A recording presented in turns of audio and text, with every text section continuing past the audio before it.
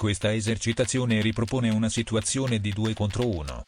Il difendente inizia l'azione trasmettendo palla ai 2 attaccanti che devono provare a fare gol.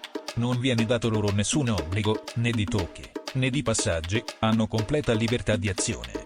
Il difendente dovrà scegliere la strategia migliore per impedire agli attaccanti di fare gol.